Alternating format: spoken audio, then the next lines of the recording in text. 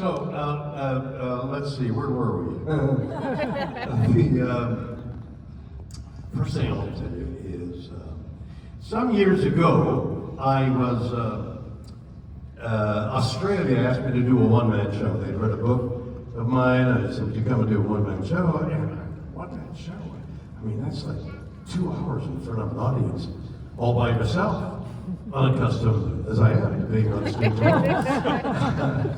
And so I thought, I've always wanted to do a one-man show, and this is an invitation from Australia.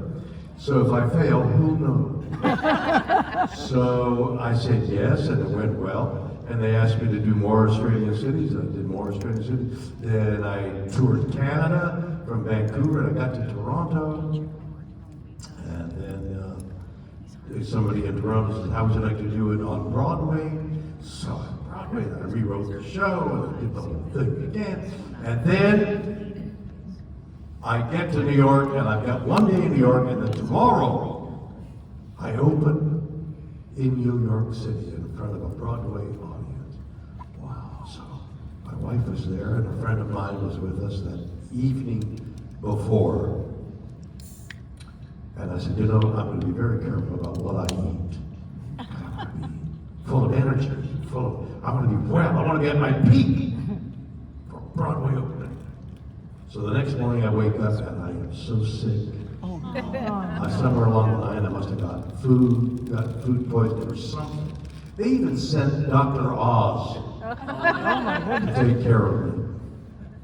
So that night, and I can't leave the bathroom. I'm so sick that out of every orifice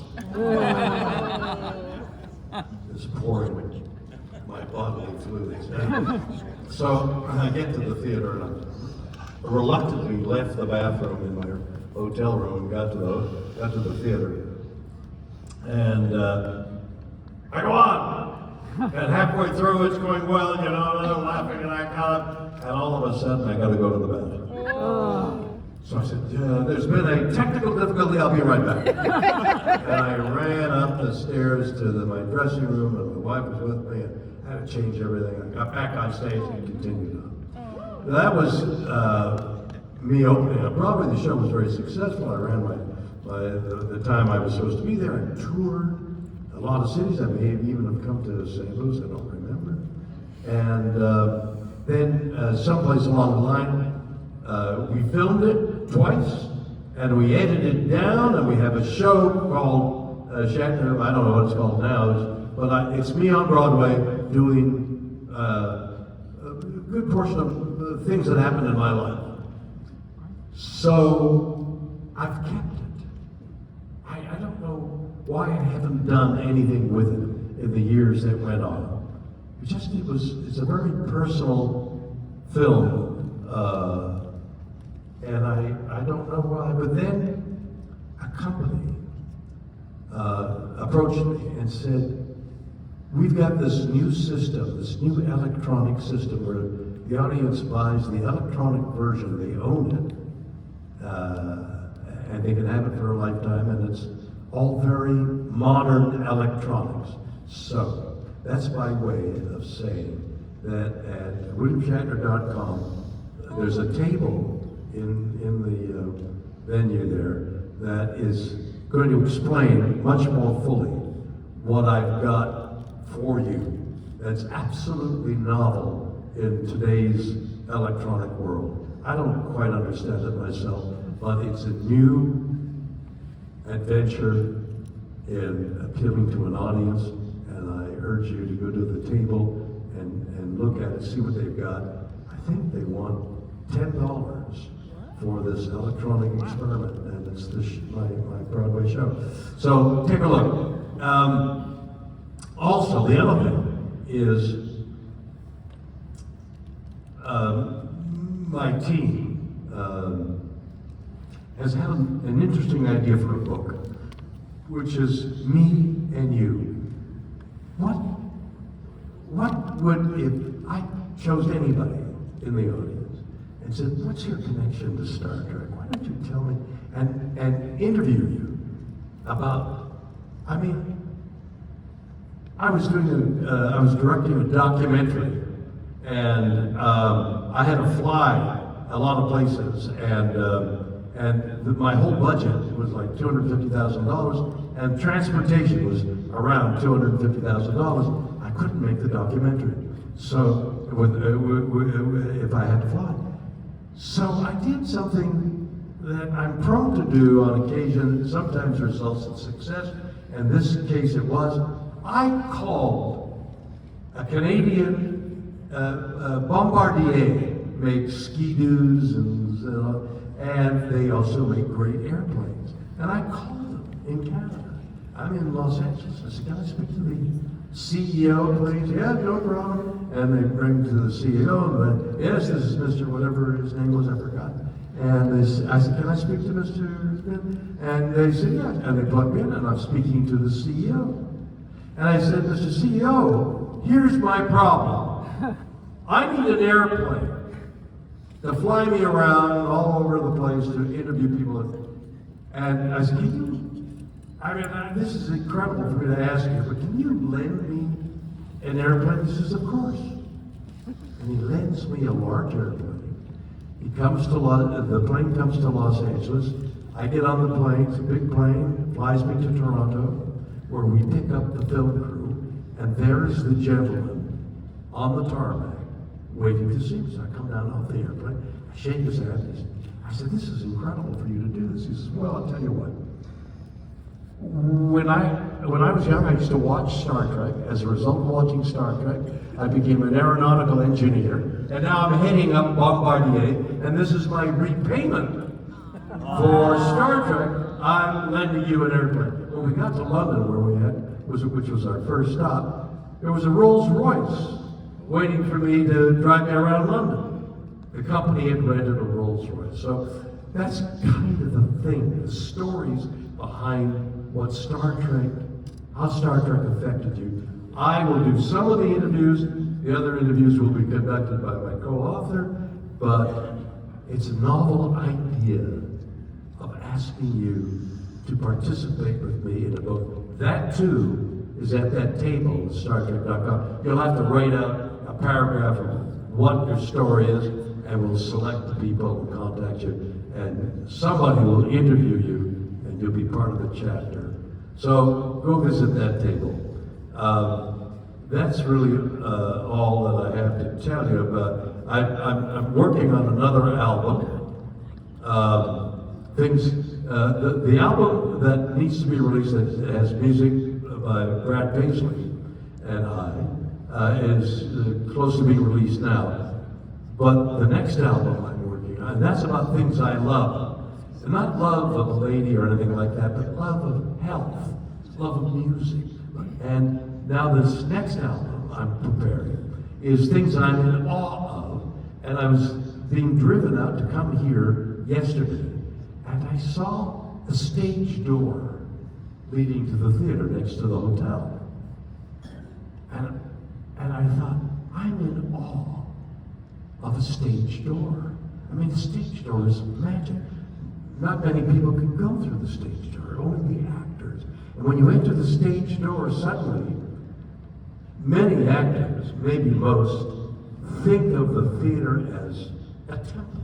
I mean, you're out there entertaining people. You're alone on stage, looking to amuse and amaze people in the audience, and you enter the portal.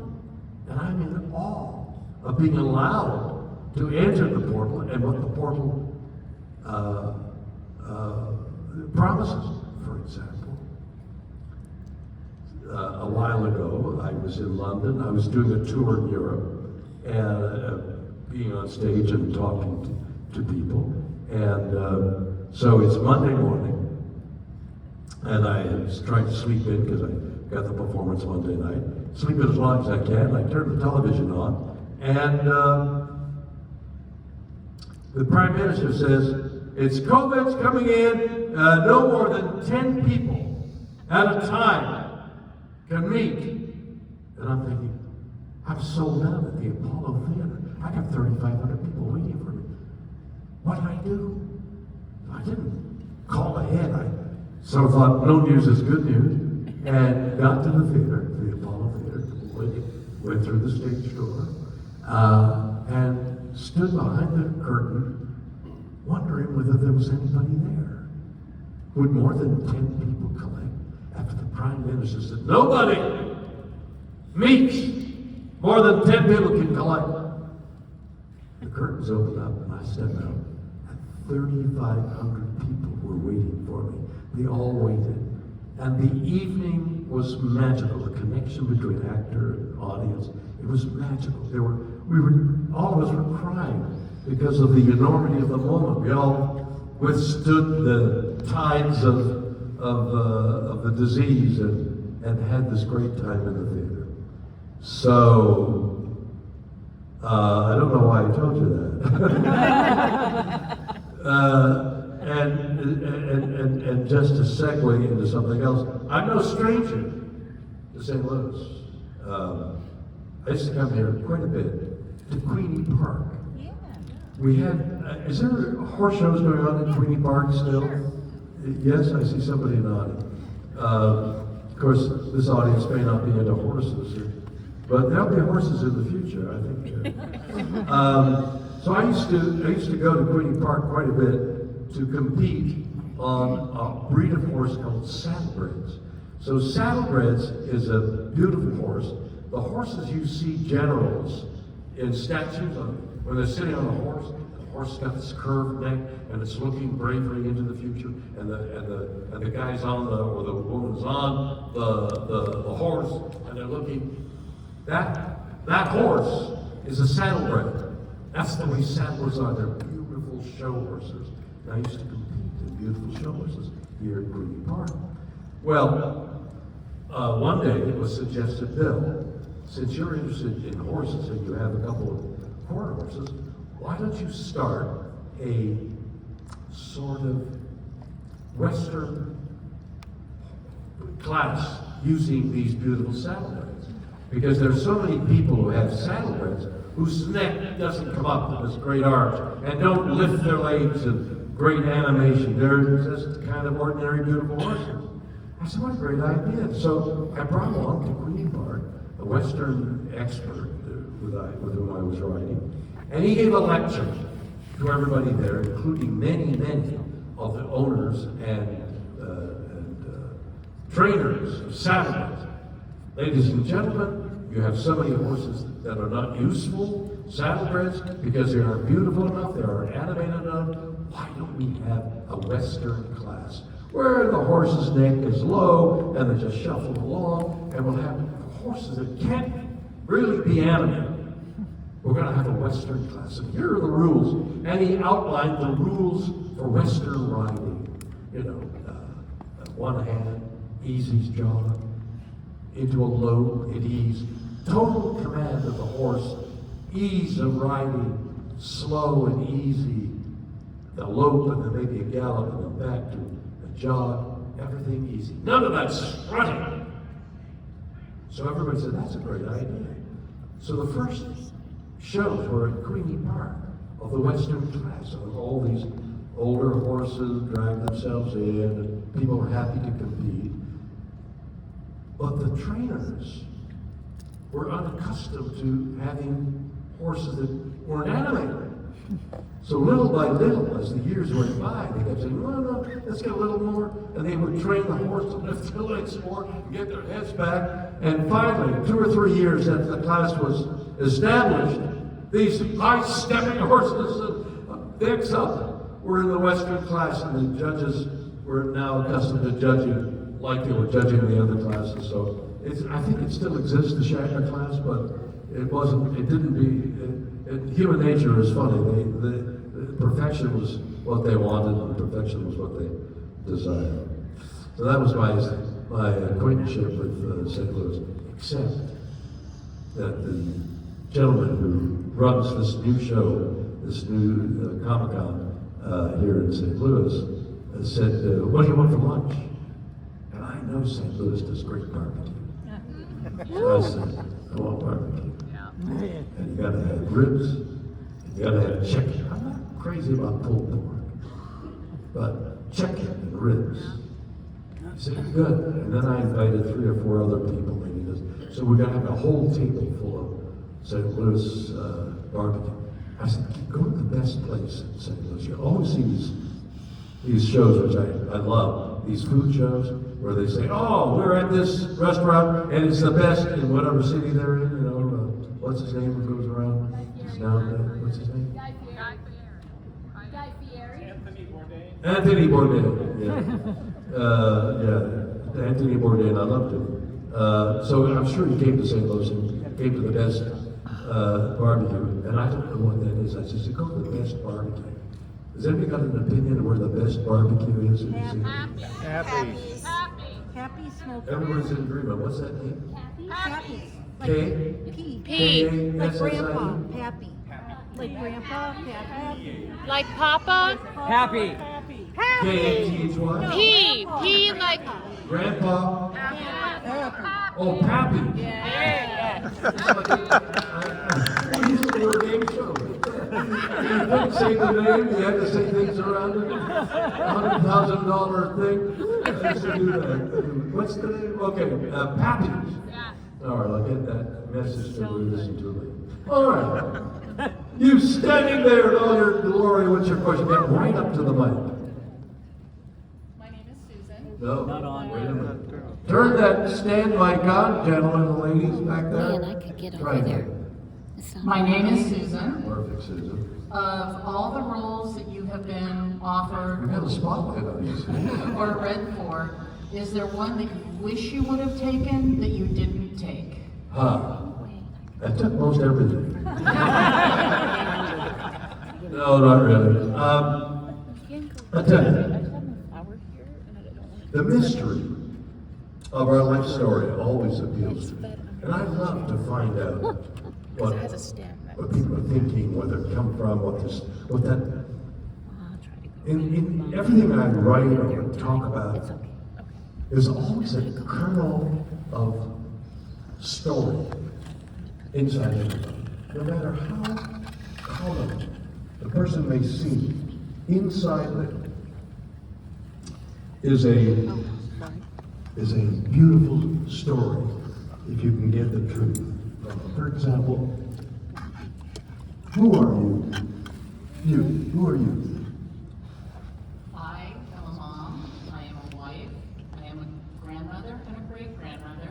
I love to quilt, I love to garden. I'm just a family lady. And where were you born? I was born in East Los Angeles. Really? Yes. And made your way here through marriage? Sort of. I married my high school sweetheart in 1978. No kidding. We got divorced 18 years later. I'm sorry to hear that. What were the circumstances? Why did you divorce? See what I mean? Infidelity on both sides. Wow. However, Wait a minute. However, and you got to leave an ellipsis. However, we got remarried on what would have been our 45th You got anniversary. remarried? 2 years ago. How did you do that? Why did you do that? We had 5 kids. You had 5 kids? We stayed in contact because of the kids, and he was always my best friend. So you remarried, and so you're married again? Yes. Was the divorce painful and the time in between?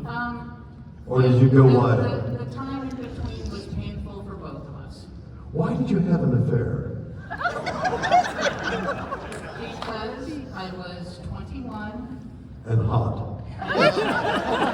and it was the age of if you can't be with the one you love, love the one you're with. Wow. So that's what I mean when I say, I mean, here's a lovely lady with gray hair, great grandmother, and she's in St. Louis, you know. Deep underneath is this story of passion and anger and volatility. And, I mean, if you were to closely examine that story, you have a chapter, you have a book. An ordinary person, everybody's carrying this story. So, my thought is, how you make your decisions about the story of your life, if you were to write the book, what chapter 9 is, I got a divorce, you know. I too have been divorced. And it is anguish, especially with children involved, and being anguished, I'm trying to think of the right word, being in pain over the anxiety and the loss and the pain. Having that anxiety is overwhelming. And so the decisions you make, you might regret, you might wish you had done it earlier, but you've made a decision based on what you're feeling at the time. And that is the chapters in your book, and there's no telling where it comes from. It comes from inside you, but you might have turned left, and once you've taken a step left, you think, oh, I should have taken a step right, but it's too late. Or, as you did, retrace your steps and turn right. But everybody's got a personal story, so the reasons why I took something or didn't take something, I've tried to learn that's the way I was. You did something, feeling something at that moment, and the moment you took that left step, you might feel something different, but you can't go back and re-feel it. You can go around it, you can do other things, you can come back as you did.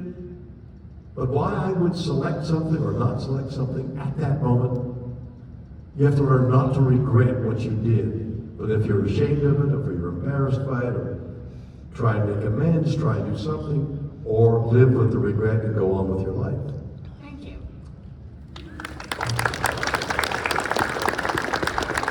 So that's, I love, this is why I do these comic cons, to have an interaction with you guys and sign and pose for pictures as much as I can, but this is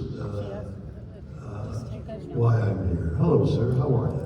Good. You gotta get right into that mic. Sure will. Okay. Growing up in the 60s, my father and I bonded watching the original series, How wonderful. not only for the show entertainment, but for the social issues that the show was willing to tackle. Right. My question is, if the show had been started today, in today's environment, do you feel that it would still be tackling today's social issues? And if so, how? Well, the social issues never go away. They're either prevalent at the time, either they're popular. Let's more taxes, less taxes, bigger government, less government.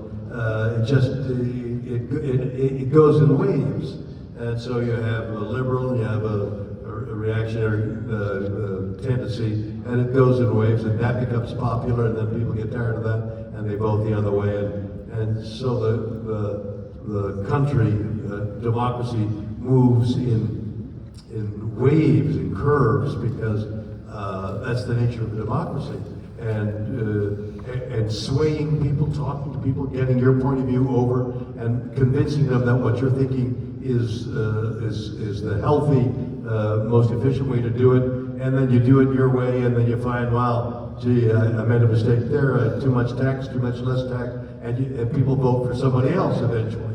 So it's circuitous, and I'm Canadian, and I don't get involved in American politics because I'm not till to go to Vancouver right away, or Montreal, which is my hometown. So I'm very careful about what I say and antagonizing somebody with whom I should have a relationship, because the relationship is based on entertainment, making you laugh, cry, as best I can. And so I stay out of politics. I have an opinion, but I don't want to have to answer hate mail. But, well, it's gotten really bad. Anybody who has a different opinion than you over there, and you're liable to write something because it's anonymous. People write on these venues where you don't have to sign your name and put your address down. I'm Joe Blow, and I think you stink. Okay? But it's not pleasant to read. And I don't read it. I just stay away from all that stuff. And then somebody says, "Oh, did you hear? The news has reported you died." And then I realized that the emergency wagon. This is about a week ago, 2 weeks ago. Emergency thing came to my door on a wrong address. And they came up the driveway. What do you want? Well, no, everything's fine. What are you talking about? And they left. And some neighbor called in to one of the magazines or whatever you call them, and said, "Oh, gee, Shatner had an emergency." And then, as they do, there was an emergency. He was very sick. He was taken to the hospital. He's dead. That's what they read somewhere, that I died. Well, that's not good, especially if I haven't died. So, why did I bring that up? I didn't read it. Tell me, you and your son focused on a television set, watching Star Trek. What was the connection? What did he see and what did you see? Well, my father and I. Right into the mic. And my father and I, we saw a lot of. Oh, you were the son, of course. Of course. Your gray hair gives us a pause. So your dark-haired, youthful boy, and you and your dad are watching TV together. Are you sitting beside him? Yes. Has he got his hand on your shoulder? No, we were just sitting there. Yeah, but you're connected. You're sharing Star Trek. And we would talk about the social issues of that time because I was aware at a young age of the strife that was going on in the news. All the Say that again. I was aware at a young age of the strife going on in the news all the time. in the Yes, 60s. yes. And How old were you? I was at that time 9. And, And you were aware of the social issues? Well, The campus revolutions and all that? yeah, because the news kept interrupting Star Trek. Oh. And All right. so forth. But, we talked about it and we shared opinions. We didn't always agree. And I'm happy. At 9 years old, you didn't agree with your dad. Right. And I'm happy to say that my son and daughter and I have bonded the same way. They Oh, watched my all the God. series. And it's just been a great communication channel. Tell me a moment. See, this is what the book is going to be like, I'm sure. I mean, right now it's just an idea. But this is the idea of it. So, paint for us the moment that comes to mind of bonding, whether it was your daughter or your son. At that, what did you turn and look at him? Did you hold his hand? Did you start to discuss something deep about assassinations or death or life? Well, I remember with my father, during that time there was a lot of racial issues. And you kissed Lieutenant Uhura. Right. And we had... And with delight, too. And I didn't understand at that time why it was an issue. And my father explained it to me. What did he explain? What did he say? He told me that race was just something that people put together, but that we're all in this world together, and we need to appreciate and get along. And at 9, That's beautiful. I agree. Let me tell you something that I discovered. I didn't know before. I went to the Antarctic a few months ago, and I was aboard a small luxury liner that went around the ice floes and things like that. And I was hired to speak like we're talking now. And I thought, well, I'll bone up on explorers who went to the Antarctic. And there were 3 major, Shackleton, whose boat got caught in the sea ice and never made it to land, and ultimately had an enormous adventure about finding Elephant Island and then finding South Georgia, 800 miles. I mean, it was an extraordinary adventure of Shackleton. Then there was Scott, an Englishman, who, with the vanity of the English at the turn of the 20th century, thought, I'll bring tractors, I'll bring horses, and we'll pack food that the English eat, and he did everything, and he died as a result of it. And then there was Amundsen, Norwegian. And he spent a year living with the Eskimos in the North Pole and learned what skins to wear with fur and the boots and the food, which was mostly fat seal meat because they needed the calories and the cold and the sleds and the dogs. And he made it. He was the guy that went there first. So, as I begin to tell the story, I forget what the reason I'm telling you the story. So I learned, why am I telling you this? Bonding. So I bonded with Neil deGrasse Tyson, who was on the boat doing the same thing, on stage at night for an hour, sitting at a table, talking to the people, and he and I would then perform on stage, and then that began going on stage in Seattle together, just to talk the way we're talking and talking about the explorers, and I boned up on Magellan, and the whole evening, because when I came home from the adventure in the Antarctic, I began to write about why do human beings explore? What is the need? What is that curiosity? Why do we explore? And why do we put ourselves in jeopardy? Why the hell are you going up Mount Everest to 32,000 feet where airplanes, airliners fly with no, they got a death zone? Why are you going up there?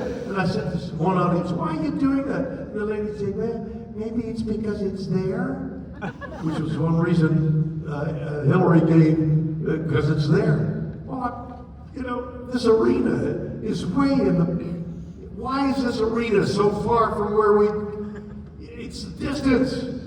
Why are we here?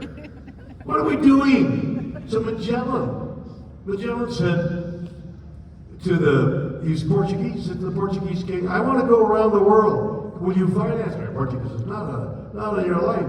So Magellan went to Spain, arch enemy, said to the king of Spain, will you finance me? He said, of course. And he gave him money. So they got 5 ships, of which one Magellan commanded, and the other 4 ships were commanded by Portuguese, his arch enemy. And that begat terrible things. But Magellan discovered Magellan's Passage. And out of his curiosity to see if the world was round, we have all the benefits. Why are we curious? That was the question that I asked. Why are we going to Mars, essentially, is what I asked him. This wonderful man, astrophysicist, tried to answer, and I tried to be the barbarian at the gates. Why are we going? Pure knowledge. Thank you, sir. Lovely to talk to you. Hi. You've been asked so many questions at so many conventions. I'm just wondering, has there ever been a question you were hoping someone would ask and it never came up? And what would that be? Okay, so that's every so often somebody asks me, what's a question you haven't answered? So the question is, the answer would be, nobody's asked me how I go to the bathroom. And nobody's asked me, is your mouth dry? I was it's a wondering cheap what you're hoping for. If you want to talk about that. No, you're asking the question. But what I want to ask you is, why do you want to know that? I'm just trying to figure out what possible new things we might try to seek out. I see. Well, the exploring ourselves. Okay, so far this afternoon, we've heard a couple of people talking about themselves, and it's absolutely stunning to me. And we talk like that, and people, it's kind of the sanctity. We're here all together. We're now bonded together. We're listening to people talk and revealing their heart. And don't you feel the communion? I mean, don't you feel it? I stepped on stage. Oh, there's Shatner. I don't know. He's bigger, he's fatter, he's thinner, he's older. But all of a sudden, you're listening. You hear this? This is what can happen between an actor and an audience when the actor and the audience combine. There's a spiritual thing going on right now. Tell me your story. Why do you ask that question? To be honest, I just Yeah, wanted no, to be part of no. it. To be honest, it's absolutely true. Why? Why? Because you're a very cool person, and I would just like to have that interaction and find that information and have that Fantastic. experience. Why don't you be that? That's great. Why don't you be more specific and think of something you'd like to know about me? Okay. Is there Right, anything right into the mic. left in terms of genres? Anything. Ask me what you want to know. What is it you still want to do as an actor? I have some water here somewhere. Yeah, look at that. Who's behind me? Now the big test is opening this damn bottle.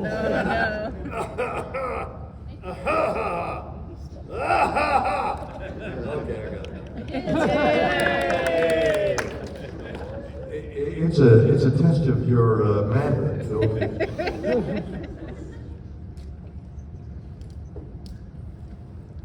Okay, where are we? I just want to know, with a legendary career, what is it you still want to do as an actor? Good. So, I'm doing right now what I love to do, is connecting with people, listening to the stories, and feeling my humanity. You know, this morning, I got up. I sleep. I'll tell you something I've never talked about. I put on, what's that show on HLN? All about science and crime. Science and crime. Anyway, it's a, what? Forensic files. Perfect. I put on forensic files. Now it's like a lullaby. I put on forensic files because you don't have to look at the screen. You can, try to go to sleep and listen to how they discover crimes. So this morning, I woke up. Of course, the station was still on, and they had on the lady who was Eileen Warnos, the lady who shot. She was a prostitute. She'd shoot the people who came to her. She'd go into the forest or something with them, and she shot 7 men. And then they found out who she was, and they arrested her. And the story of her background and her trial and her loves and her pain and her insanity.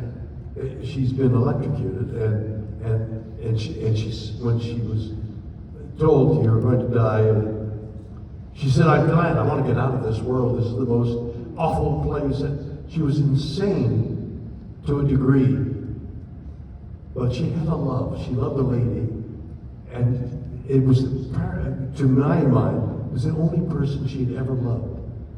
And this lady that loved her back during the trial turned on her and spoke about her as, made her guilty. I mean, they had other facts, but the love of her life. When she was sentenced to death, she said, "I not only forgive her, I still love her," this lady. And so the contrast between the insanity of killing people and the joy that she took in killing people, and the pain of a love that the only love she had in her life, turning on her, the pain made me feel her pain for a while. I mean, life is filled with joy and pain. And some people have more joy and some people have more pain. What is life all about? I mean, I was just struck down by the complexity of human nature. And that's why I'm leading my life. I know that you have to pay attention to your life, every moment of your life. You have to absorb and focus on every moment in your life. You have to not let things go by. You can't let a day like today with the rain and the clouds and the blue sky and the warmth and the beauty of the city and Queenie Park and the person beside you, whether you love them or not, they're a human being with their own loves and hates. And you've got to taste every moment of your life, because I'm here to be witness to how short it is. It goes by so quickly that you get to be my age and you think, I don't understand what happened. I don't remember a great deal of it. It's been so long. What does life mean? And you come up with your own answer, or even more painfully, no answer. That's what I'm doing. I'm trying to focus on every moment to make it real and try and absorb it. I may not remember it 3 seconds later, but I'm trying to be in the moment as much as possible. That's my life. Fantastic, thank you. Thank you, everybody. Pleasure to be with you. I'm signing at the table, and there's the stuff at WilliamShatner.com that I urge you to visit. A pleasure being with you. Thank you.